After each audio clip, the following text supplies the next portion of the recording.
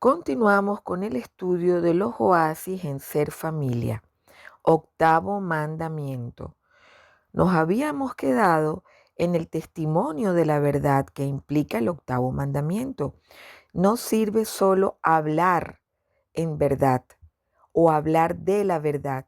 Debemos encarnar la verdad y por ello habíamos hablado del valor de dar frutos. De nada sirve predicar la verdad si no podemos dar testimonio veraz de ella. Y habíamos dicho que la veracidad era todas las características de fidelidad, de honestidad con respecto a la verdad. 2474. Con el más exquisito cuidado, la Iglesia ha recogido los recuerdos de quienes llegaron hasta el extremo para dar testimonio de su fe. Son las actas de los mártires que constituyen los archivos de la verdad escritos con letras de sangre. Siempre cuando uno habla sobre estos temas, hay algún alumno que da descrédito de ellos y dice que son leyendas, la historia de la vida de los santos, del martirio, y no es verdad. Hay actas escritas desde el mismo siglo I, en la época cristiana, en donde, como es natural, todas las comunidades que veían cómo asesinaban a sus miembros querían dar testimonio de la heroicidad de los mismos, para lo cual convocaban, hacían actas notariales, como hoy sería un acta notarial, y en donde todos iban a testificar de cómo había sido el proceso de martirio y quiénes habían participado en ese hecho macabro. Y lo dejaban asentado públicamente. Cuando todavía no se hablaba de una documentación veraz bibliográfica, ya los cristianos, ya los católicos, ya estaban trabajando en ello. Por eso yo siempre digo que la Biblia es el mayor instrumento, libro de libros, de mejor y veraz cita histórica bibliográfica existente en toda la humanidad con mayor antigüedad. Seguimos leyendo. No me servirá de nada de los atractivos del mundo, dicen los mártires, ni de los reinos de este siglo. Es mejor para mí morir, para unirme a Cristo Jesús, que reinar hasta los confines de la tierra. Es a Él a quien busco, a quien murió por nosotros, es a quien busco. A Él quiero, al que resucitó por nosotros. Mi nacimiento se acerca, dice San Ignacio de Antioquía, y lo podemos recordar en Romanos 6, del 1 al 2. Te bendigo por haberme juzgado digno de este día y de esta hora, digno de ser contado en el número de tus mártires. Has cumplido tu promesa, Dios de la fidelidad y de la verdad. Por esta gracia y por todo te alabo, te bendigo, te glorifico, por el eterno y celestial sumo sacerdote Jesucristo, tu Hijo amado. O sea, está hablando Policarpo con Dios a través de Jesucristo, dando gracias por el sacrificio que ha dado Jesucristo. Y dice, sumo sacerdote Jesucristo, tu Hijo amado, por Él que está contigo y con el Espíritu Santo, te sea dada gloria, ahora y en los siglos venideros. Amén. Y aquí tenemos un testimonio, un fruto que es dar la propia vida de lo que nos habla San Policarpo. Y lo podemos leer en Actas del Martirio 14, del 2 al 3. Otro punto interesante para hacer un llamado de atención es cómo en nuestra época hay miles y miles de mártires, y por no hablar de aquellos colectivos que han decidido por la violencia, no se resalta a los mártires de este siglo, so pena de recibir alguna categorización de fobia. Pareciera que vivimos en una época en donde son premiados los grupos extremistas y en donde los mártires parecieran ser los malvados por proclamar una fe pacífica de amor al prójimo. Una inversión de valores que sin lugar a dudas comparecerá, si no durante la vida, que ojalá se lograra durante la vida para purificación de estas mismas personas y salvación, porque para Dios todos pueden ser salvados, pero se necesita esta purificación y esta rectificación en vida. Entonces, ojalá esa rectificación en vida se lograra, pero sin lugar a dudas de no hacerlo, todas estas personas que han invertido la verdad comparecerán delante de la misma verdad y rendirán cuentas de esta inversión que han hecho de proclamar a los extremistas como aquellos colectivos correctos y veraces. 2473. Las ofensas a la verdad. Los discípulos de Cristo se han revestido del hombre nuevo, creado según Dios en la justicia y santidad de la verdad, como lo leemos en Efesios 4:24, que dice: desechad la mentira. Debéis rechazar toda malicia y todo engaño, hipocresías, envidias y toda clase de maledicencias, como lo podemos leer en Primera de Pedro 2:1. Vean cómo el Espíritu Santo nos sigue llevando de su mano, porque estábamos hablando de los ataques de la verdad anteriormente, esa inversión de la verdad, y ahora como es denunciado directamente como un atentado contra la verdad y como una malicia y una encarnación de lo que es la hipocresía, dice el mismo Cristo en las Sagradas Escrituras. 2476. El falso testimonio y el perjurio. Una afirmación contraria a la verdad posee una gravedad particular cuando se hace públicamente. Ante un tribunal viene a ser un falso testimonio. Proverbios 19:9. Cuando es pronunciada bajo juramento, se trata de perjurio. Estas maneras de obrar contribuyen a condenar a un inocente, a disculpar a un culpable o a aumentar la sanción en que ha incurrido el acusado. Proverbios 18:5. Comprometen gravemente el ejercicio de la justicia y la equidad de la sentencia pronunciada por los jueces. ¿Qué estamos diciendo? Que el perjurio es un falso testimonio y que es un pecado mortal. ¿Qué estamos diciendo? Que no podemos ir la vida con este comportamiento que va en contra de la moral. Estamos diciendo que es un daño terrible al prójimo. Y también implícitamente se está reconociendo que debe haber un acusado. Es decir, no todos son buenos. No estamos juzgando la intencionalidad, no estamos juzgando los problemas o la justificación que haya tenido una persona para hacer daño al otro, sino que estamos diciendo que si hay un juicio, tiene que haber un acusado.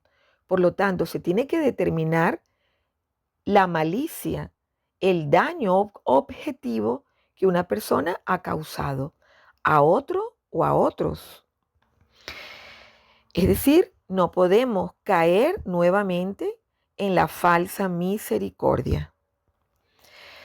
2477. El respeto de la reputación de las personas prohíbe toda actitud y toda palabra susceptibles de causarles un daño injusto. Como leemos en el Código de Derecho Canónico 220. Observemos que ahora el catecismo, basado en las Sagradas Escrituras, nos habla de un nuevo concepto.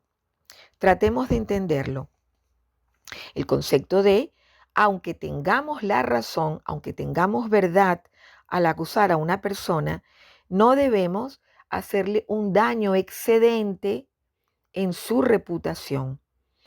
Escuchemos. Juicio temerario.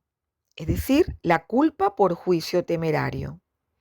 El que incluso tácitamente admite como verdadero, sin tener para ello fundamento suficiente, un defecto moral en el prójimo, comete juicio temerario.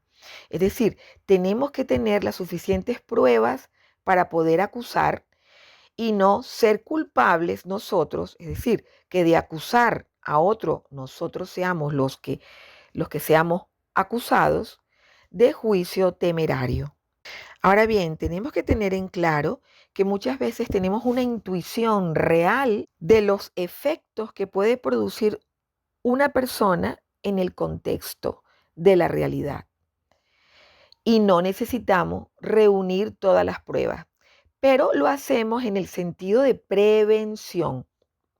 Es decir, no acusamos públicamente a la persona, pero sí tenemos un marco de prevención para evitar un peligro, para evitar un mal mayor o incluso un mal menor del que queremos proteger a nuestro prójimo y protegernos a nosotros mismos. Por ejemplo, una intuición de características pederastas en una persona. No se tiene que esperar completar un peritaje probatorio, por decirlo de alguna manera, para poder prevenir una situación de repetición pederasta o de acción pederasta. Ya simplemente con la observación podemos prevenir que este nefasto suceso, terrible suceso, acontezca. Otro tipo de culpa es culpa de maledicencia, el que sin razón objetivamente válida manifiesta los defectos y las faltas de otras personas que los ignoran. Sirácidas 21-28. Es decir, cuando no hay razones objetivamente válidas, si las hay, no hay maledicencia. Y le comentamos los defectos a otra persona que los ignoran completamente. Aquí seríamos culpables. Pongamos un ejemplo. Una persona es mitómana y esta persona lo actúa, lo realiza sin una conciencia de su defecto. Pero ya tenemos pruebas objetivas porque esta persona continuamente crea problemas, distorsiona la realidad, inclusive crea problemas maritales en su alrededor al acusar falsamente a uno de los cónyuges, etcétera. Pues no sería maledicencia, hacer un llamado a esta persona y comentarle de lo delicada de la situación y de la importancia de que rectifique. Y todo esto lo estamos hablando en un plano natural de las relaciones humanas, un comportamiento natural. No estamos hablando de un comportamiento de juicio cuando se eleva a los tribunales, pero hay otro nivel, que es el nivel de los tribunales. Es decir, si esto ocurriera objetivamente y el daño es grave, hasta puede haber una acusación a nivel legal. Y puede ocurrir esta óptica elevada a nivel de tribunales de las dos partes, tanto de la persona, en este caso, en este ejemplo, mitómana, porque ha creado daños objetivos y se hace una denuncia, sino también por la parte de la persona que, sin tener razón objetivamente válida, pues señala al otro como mitómano. Por eso es que se busca este equilibrio en la verdad.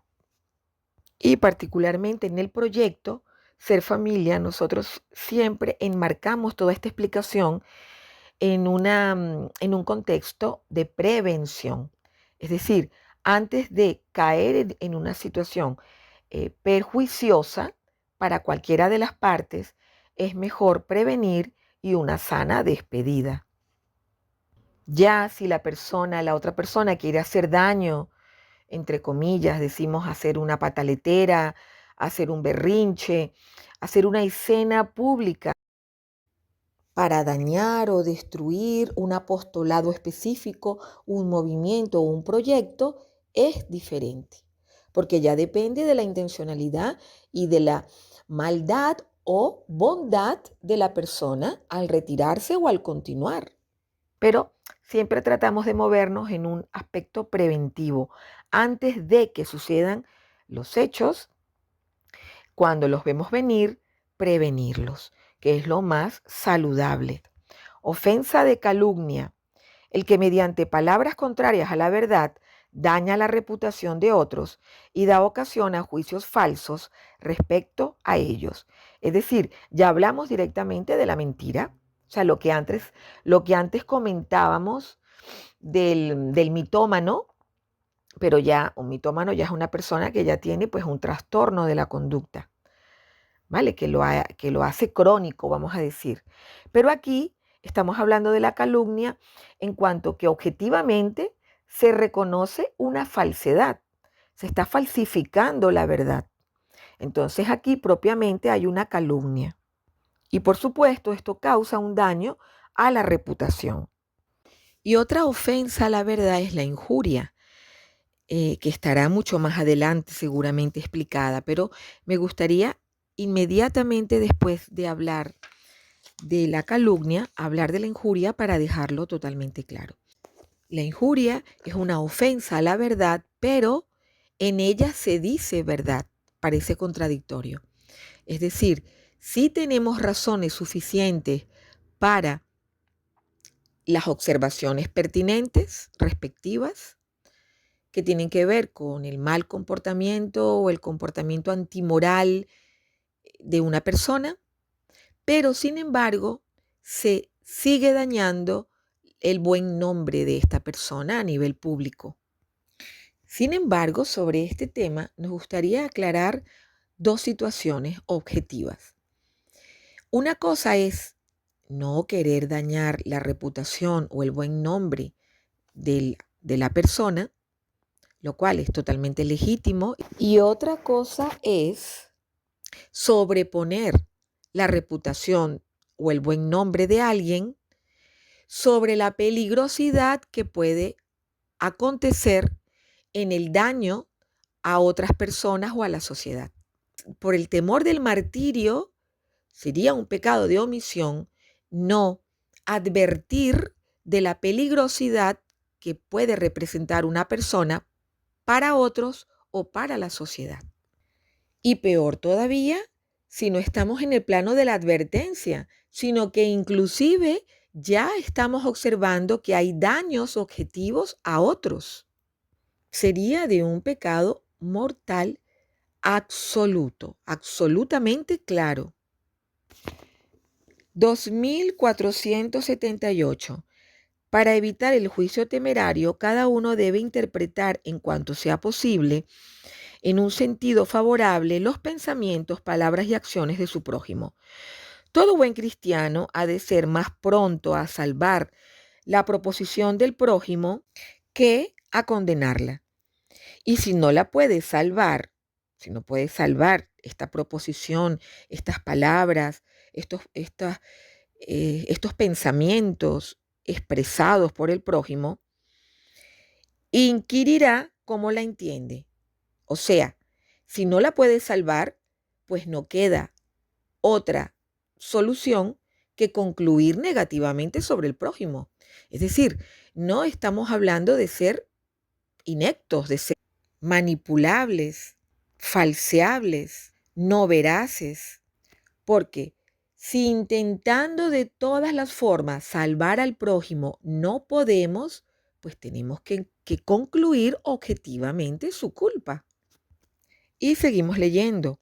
Si esto sucede así, o sea, si hay este entendimiento objetivo de la maledicencia de la persona o el mal comportamiento, corríjale con amor.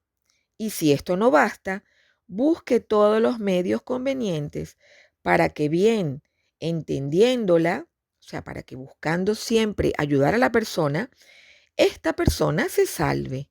San Ignacio de Loyola. Como vemos, siempre hay un intento de que esta alma se salve. Pero tenemos que admitir que por activa y por pasiva hay personas que rechazan de facto toda corrección. Entonces aquí no queda sino dejar a la persona pues en manos como siempre ha estado, pero ya toca apartarse y dejar plenamente a la persona porque ya se la se le ha alertado, se le ha indicado, se le ha aconsejado, como dice la Sagrada Escritura, se ha ido con varias personas a hablar con ella. Entonces hay que ya dejarla en su libre albedrío, no sin dejar de orar por ella. 2479. La maledicencia y la calumnia destruyen la reputación y el honor del prójimo. Ahora bien, el honor es el testimonio social dado a la dignidad humana, y cada uno posee un derecho natural al honor de su nombre, a su reputación y a su respeto. Así, la maledicencia y la calumnia lesionan las virtudes de la justicia y de la caridad. O sea, volvemos a repetir que el buen nombre es un derecho que tiene cada hijo de Dios por ser imagen de Dios. Tiene un derecho público. Por eso lo que en estos días asistí a un curso y la cursillista veía a bien quitar el buen nombre de una persona a través de las redes, pero inclusive como técnica disuasoria. Es decir, para lograr un objetivo en esa persona, llámese funcionario, llame cualquier rol social que tenga, se crea una falsa información, se ataca a la persona para que ésta reaccione en favor de las peticiones que un grupo solicita. Esto es un arma. Es utilizar los medios de comunicación y las redes sociales como un arma que pueden destruir completamente a un ser humano. Y peor todavía porque se sostienen en la desinformación, o sea, en la falsedad, utilizada como un medio para lograr un fin. 2480. Debe proscribirse toda palabra o actitud que por halago, adulación o complacencia alienta y confirma a otro en la malicia de sus actos y en la perversidad de su conducta. La adulación es una falta grave si se hace cómplice de vicios o pecados graves. El deseo de prestar un servicio o la amistad no justifica una doblez del lenguaje. La adulación es un pecado que puede ser venial cuando solo desea hacerse grato, evitar un mal, remediar una necesidad u obtener ventajas legítimas. Es decir, la complacencia que confirma, que avala implícitamente los vicios o incluso la perversidad de una conducta es siempre pecado mortal. Ahora bien, sería pecado venial si solamente desea hacerse grato. Es decir, pongamos el ejemplo de una persona alcohólica. Estamos en una reunión social y en vez de acusar a la persona o indicarle objetivamente que deje de beber, hacemos un chiste, entre comillas, benévolo sobre el alcohol, sobre los daños del alcohol. Es decir, queremos hacernos gratos a esa persona. Se quiere obtener una ventaja legítima, que es en esa reunión familiar llevarse bien, por ejemplo.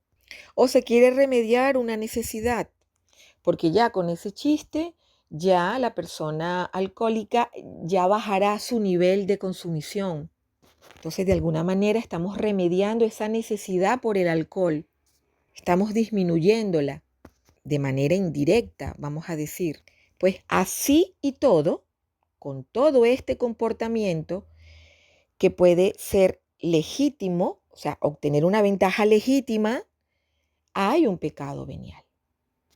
Y sabemos que un pecado venial en su repetición se convierte en mortal. Esto interpretándolo dentro de la teoría moral y dentro del marco de la psicología humana.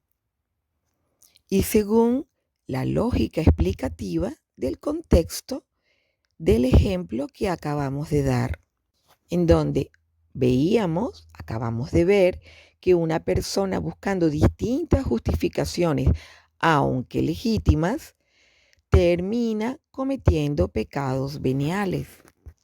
De tal manera que no es que el pecado venial hace plof químicamente, físicamente, lo cual sería absurdo de pensar, y se convierte por repetición en un pecado mortal, sino que estamos hablando de un sujeto, o sea, de una persona que, habituándose a justificarse, aunque legítimamente, como acabamos de decir, sigue cometiendo repetitivamente pecados veniales, no hace examen de conciencia sobre ellos, va creando una insensibilidad hacia la verdad, porque estamos hablando del octavo mandamiento, por lo tanto, de no mentir.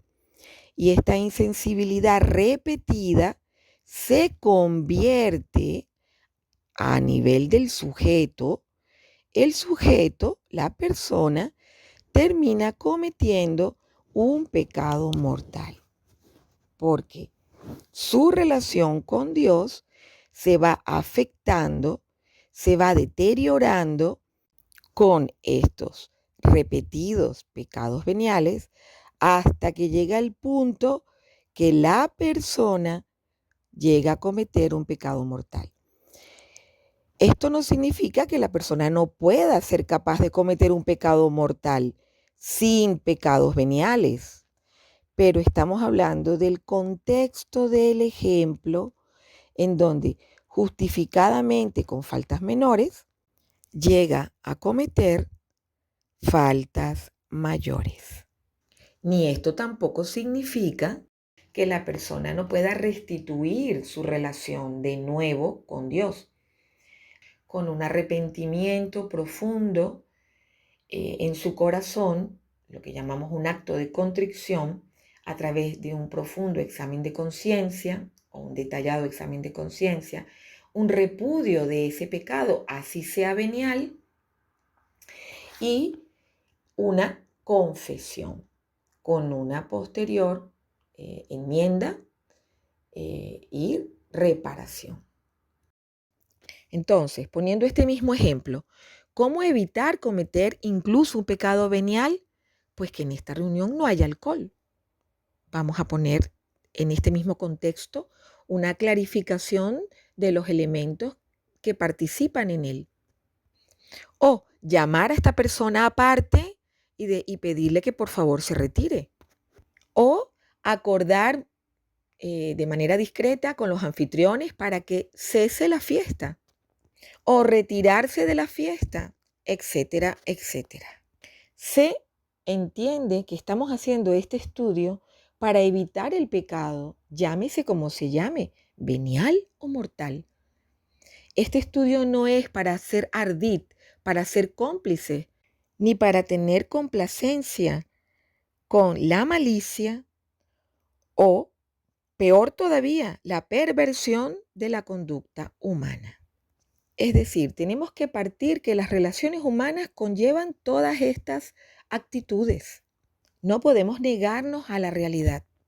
Y por este motivo, a través del octavo mandamiento, lo estamos estudiando.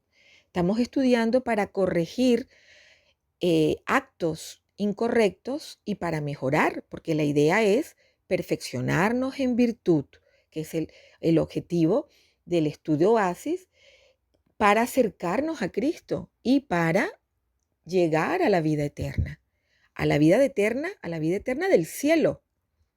Por lo tanto, no podemos complacernos mutuamente, adularnos mutuamente, sino que tiene que haber siempre una veracidad, una honestidad en buscar la rectitud de nuestro comportamiento a nivel social.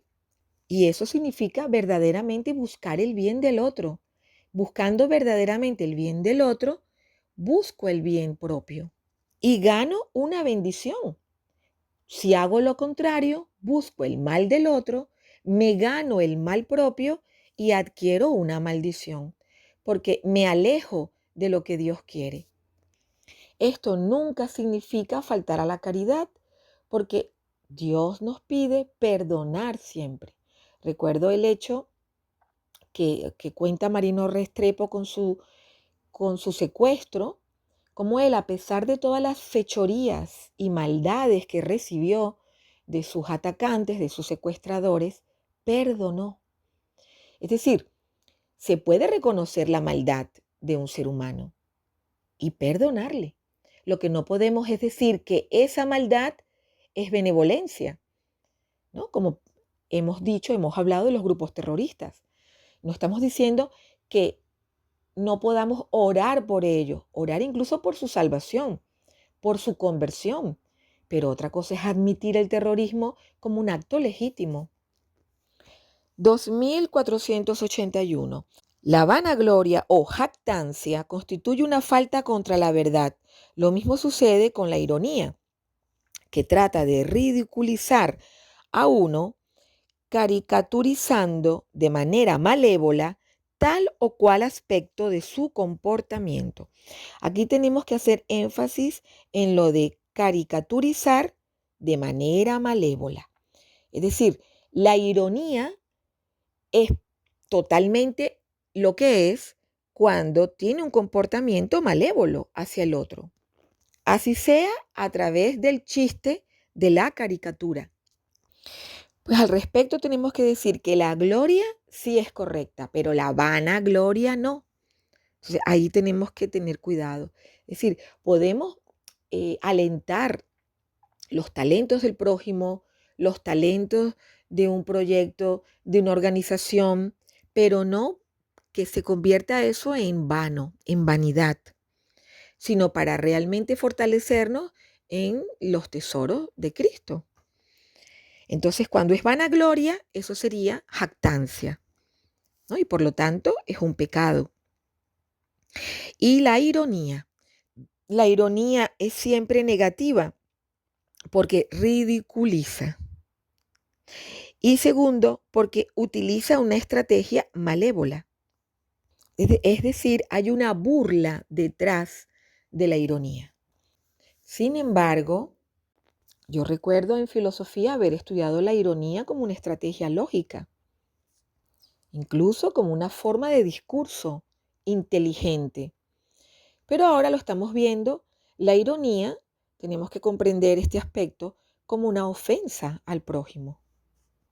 Y habría que distinguirla de una ironía que a nivel argumentativo, pues, dice lo contrario de lo que expresa a nivel benévolo. Por ejemplo, tenemos la ironía de San Lorenzo, que cuando sus martirizadores lo estaban quemando en una hoguera en forma de parrilla, él irónicamente les dijo: ahora falta que me volteen y me quemen por este otro lado. Es muy sutil la diferencia, pero vemos que la intencionalidad de que sea una maledicencia o una benevolencia lo que esté por detrás de la ironía. 2482. La mentira consiste en decir falsedad con intención de engañar. Como lo decía San Agustín, el Señor Jesucristo denuncia en la mentira una obra diabólica. Dice: vuestro padre es el diablo, porque no hay verdad en él. Cuando dice la mentira, dice lo que le sale de dentro, porque es mentiroso y padre de la mentira, como dice Juan 8:44. De ahí que siempre digan los exorcistas, el sacerdote exorcista, que no se debe dialogar con el mal, porque siempre va a haber falsedad. Inclusive aquí está la explicación de por qué no utilizar los métodos diabólicos, satanistas, esotéricos, para obtener un bien, incluso a nivel de la salud. ¿Por qué? Porque el malo es el padre de la mentira. Ese bien causado, inclusive en el área de la salud, esconde falsedad, porque esconde perder el alma, esconde otras enfermedades que se suscitarán más adelante, inclusive la primera, la enfermedad mental, porque la razón no puede entrar en diálogo con el mal, so pena de la demencia, de adquirir la demencia. 2483. La mentira es la ofensa más directa contra la verdad. Mentir es hablar u obrar contra la verdad para inducir a error al que tiene el derecho de conocerla. lesionando la relación del hombre con la verdad y con el prójimo, lesionando la relación entre los prójimos. La mentira ofende el vínculo fundamental del ser humano y de la palabra de Dios, porque ofende la relación del ser humano con la palabra misma de Dios, su relación con las Sagradas Escrituras. Entonces, ¿por qué damos esta formación en Oasis? Porque es un derecho tener la verdad, es un derecho conocer la verdad. Y porque vemos que miles de grupos suscitan inducir al error. Sin ir más lejos, errores en todo lo que acabamos de precisar. Errores en relación con el significado de calumnia, de injuria, de maledicencia, de benevolencia, confusión que hay con todos estos temas, entre otros. En este sentido, si no decimos la verdad, somos partícipes de la mentira, porque estamos permitiendo que el prójimo se quede en su error. Entonces, cuando transmitimos las verdades de Cristo, vamos colaborando con Él en quitar esta lesión que existe en muchos seres humanos, en esta relación herida que tienen con la palabra de Dios. Somos colaboradores directos de Cristo, por lo tanto, y participamos en este proceso de curación de tantas heridas que tienen muchas de estas personas, por no decir la mayoría, cuando están en el error. 2484. La gravedad de la mentira se mide según la naturaleza de la verdad que deforma, según las circunstancias, las intenciones del que las comete y según los daños padecidos por los que resultan perjudicados. Si la mentira en sí solo constituye un pecado venial, sin embargo, llega a ser mortal cuando lesiona gravemente las virtudes de la justicia y de la caridad. Entonces, la gravedad se mide según la deformación de la naturaleza. Cuando vemos que la mentira, una persona tiene una mentira en su interior sostenida, vamos a decir, por siglos, entrecomillado, digo por siglos, es una forma simbólica de hablar, que deforma su propia naturaleza. La persona deja de ser lo que es para convertirse en otra cosa que la deforma, la confunde, la aniquila en su dignidad. Pues, por lo tanto, es algo grave en la verdad. Como dice, depende de aquellos que son perjudicados por esta mentira. Pues pongamos el ejemplo del aborto. O sea, ¿cómo no decir la verdad si está involucrado directamente un inocente, como es el no nacido? Por lo tanto, la mentira es condenable por su misma naturaleza. Es una profanación de la palabra, cuyo objeto es comunicar a otros la verdad conocida. Y la verdad se nos ha sido revelada en el cristianismo de manera plena, que es Cristo, a través de las Sagradas Escrituras. La intención deliberada de inducir al prójimo a error mediante palabras contrarias a la verdad constituye una falta contra la justicia y la caridad. La culpabilidad es mayor cuando la intención de engañar corre el riesgo de tener consecuencias funestas para los que son desviados de la verdad, cuando hay consecuencias irreparables, como lo hemos leído en el 3485. Todavía nos queda muchísimo, nos queda la tercera y última parte de esta formación del octavo mandamiento que iremos preparando. Así sea, que la Virgen María nos ayude a entender todos estos temas. Amén.